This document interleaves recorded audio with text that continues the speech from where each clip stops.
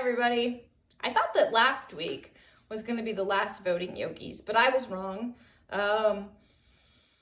Even though everybody said it was going to take several days for the election results to come in, I don't think I personally anticipated how stressful that would be. I know I also did not anticipate some of my own sadness with election results. And so even when you're celebrating and joy and dancing in the streets, or mourning a campaign or a position that was not to be, it all kind of can get a little bit caught in our body. Maybe not if you're dancing in the streets. That's a really good way to release it. But in lieu of that, hopefully you can spend a little bit of time here with me.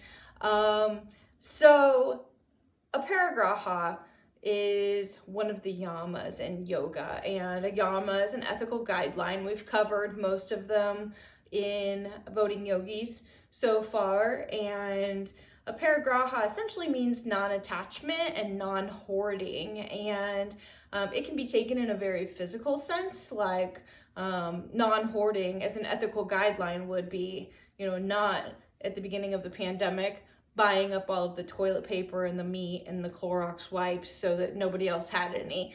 So you can see how that's kind of an ethical issue, whether you're, speaking in terms of yoga or just in life in general. Non-attachment, non-hoarding, when you really apply it to your life, can have a pretty profound impact. And I say that because it did on mine. When I learned about Aparigraha and really applied it to my life, it honestly kind of kicked me in the butt. And that sounds bad. It is always difficult to go through some pretty big changes to realize how much you were hanging on to things that weren't serving you. But the process of being able to release those ideas for, that I'd set for myself, ideas that may have been based on external outcomes that were not even non-realistic, but, not necessary to me living my own dharma, which we talked about earlier on, my path and my purpose in life. So when we talk about Aparigraha and non-attachment, we can mean non-attachment to ideas, to people, to outcomes. Having non-attachment to outcomes can be really difficult too, especially as a practice, leading up to something like an election. There's an obvious outcome that you want, and to be able to practice not making that outcome who you are is a practice in and of itself. But for our purposes today, we're really going to be looking at the outcomes of the election and focusing on where we need to release our attachment regarding those outcomes. I think that there are a lot of times stories that kind of come into our heads, like everybody's blaming me, or I blame this person. And I say those and they both sound kind of negative, because usually when you're attached to something, it's not always a positive thing. It's not really, being attached to, having a healthy self-esteem isn't as big of an issue as, being attached to an idea that is causing harm, or more than that even, or even easier than that, is an idea that you just plain can't do anything about. Just having an attachment to anger, an attachment to an outcome that didn't come out, that no longer serves you. And so that's what we're going to be releasing today, just in a simple breath work exercise. So we really just kind of have to think about, that what we are holding on to is actually holding on to us, and really starting to look in our life. And a lot of the times these stories, when we start this breathing exercise, these stories are the ones that, our head kind of goes to, when we get distracted distracted from our own breath, when we have a hard time, stopping down, a lot of the times it's those thoughts that are so persistent.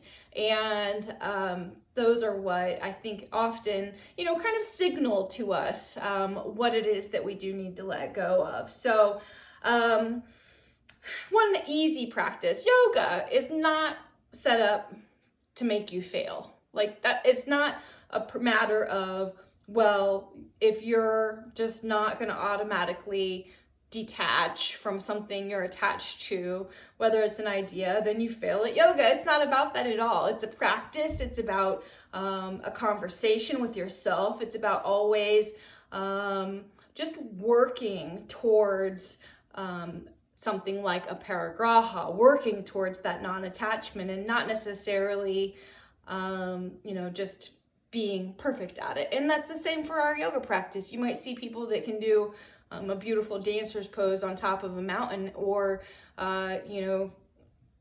other just very complicated poses. And those all take a lot of practice and take a lot of time, and you don't just automatically get there. So it's the same thing with the yamas. So one good way to start is to really ask ourselves. We don't have to say, okay, what is it that I need to release attachment from today?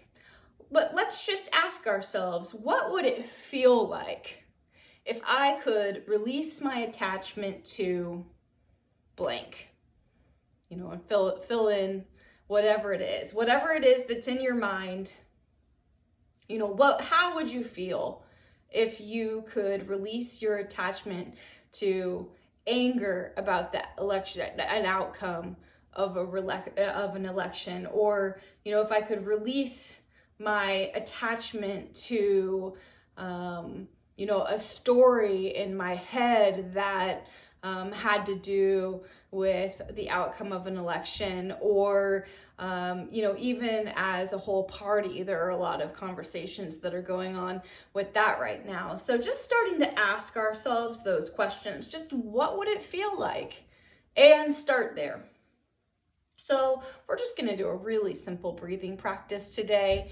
And we're going to start, and I'm going to ask you to bring your palms facing up, resting on your knees. Just starting to tune into your breath.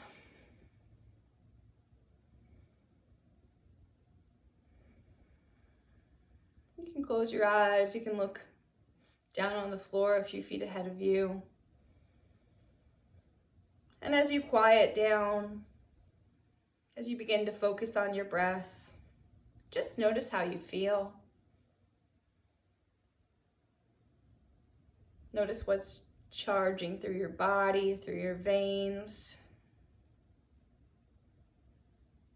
Knowing that none of it's good and none of it's bad. It just all is what it is. Notice what's going on in your head. This might be one of the first places we start to have these stories pop up that may need our attention. Again, not judging. It's just there.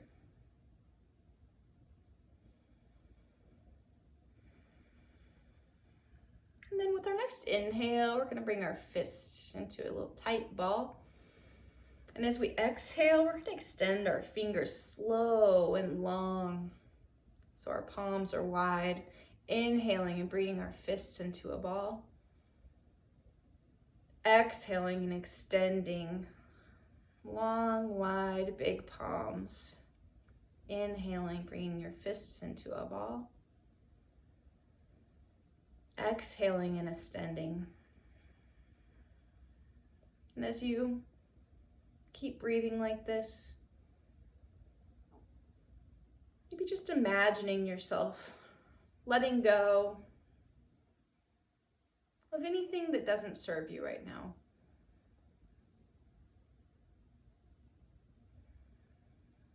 Letting outcomes, letting stories roll off of your fingertips.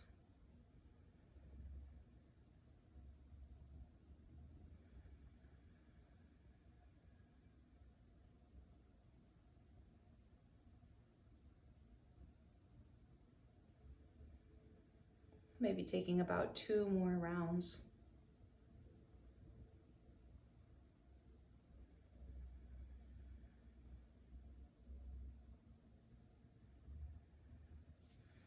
From there, we can just come back to our natural breath. I just want to say thanks again for this opportunity to share these practices with you over the course of this crazy election cycle. Maybe there's more to come, who knows, but I thank you. Bye.